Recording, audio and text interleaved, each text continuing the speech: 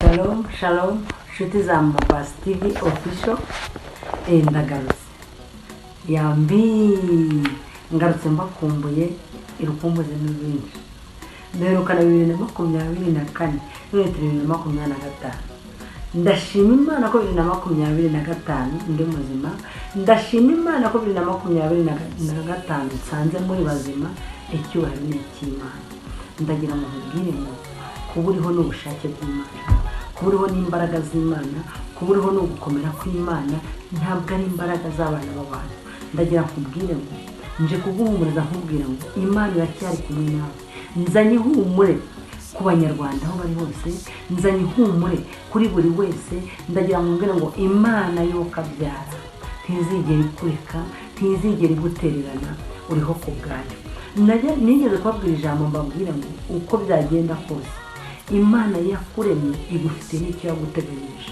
Niyo wanyura mu bikomere bigukomeretsa bikakubabaza ugahura n'ibigutera stress, Imana yiteguye kukomora, Imana yiteguye kubana nawe kuko icyo yakugeneye. Niyo waca mu mahwa akaguhanda, niyo waca mu mahwa akagucumagura, ntabwo icyo yakugeneye giteze kuzavaho.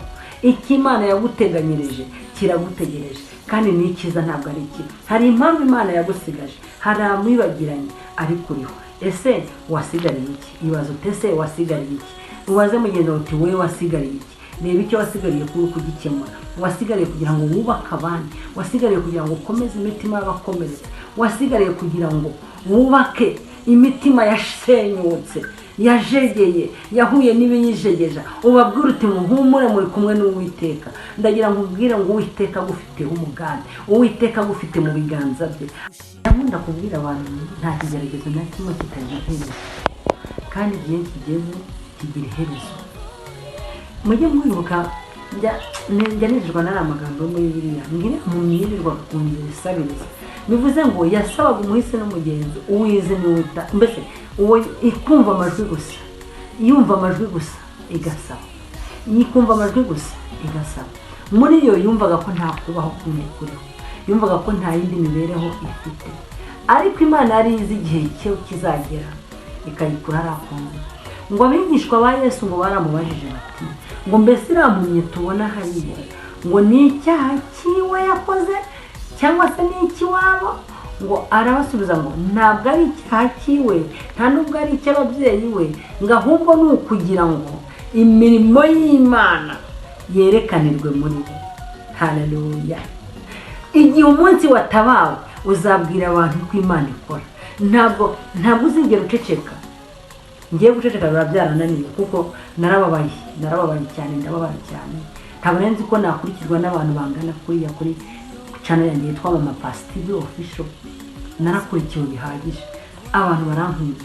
Ngewe ndi muntu cyo wakurikiwe n'abantu bangana kuriya, n'uwo mukinkunda mukimurikira.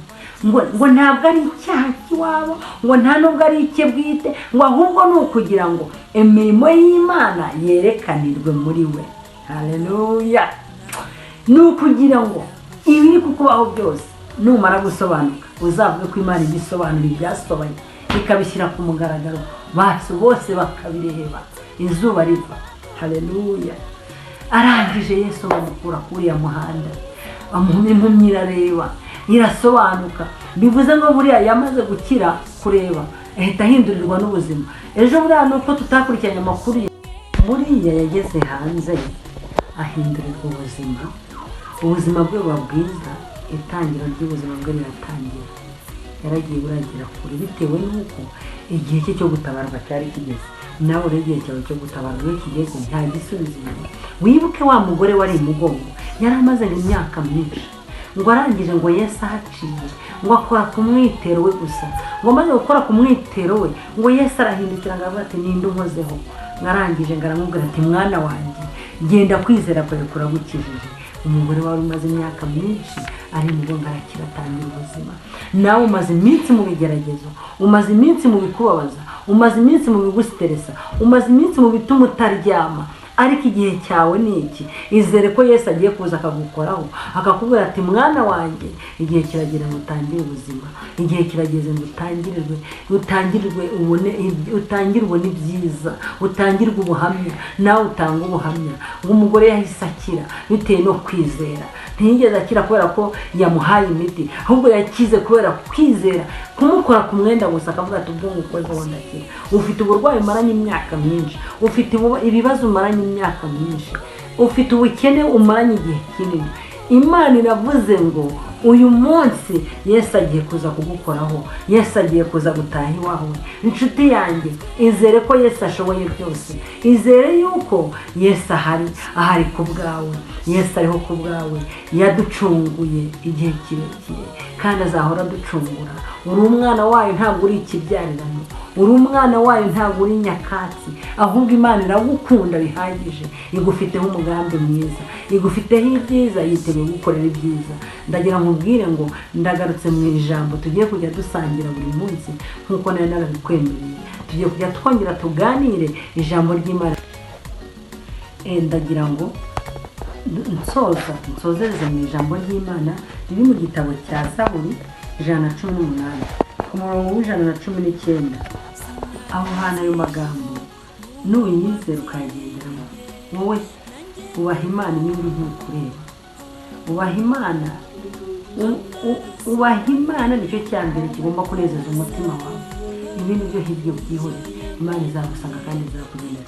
Haravuga ngo hahirwa abagenda batunganye bakagendera mu mategeko y'Uwiteka. Hahirwa bitondera ibyo yahamije bakamushakisha umutima wabo. Ngo hahirwa bitondera ibyo yahamije bakamushakisha umutima wabo. Abo ngabo nibo wowe, abo ngabo nibo weho.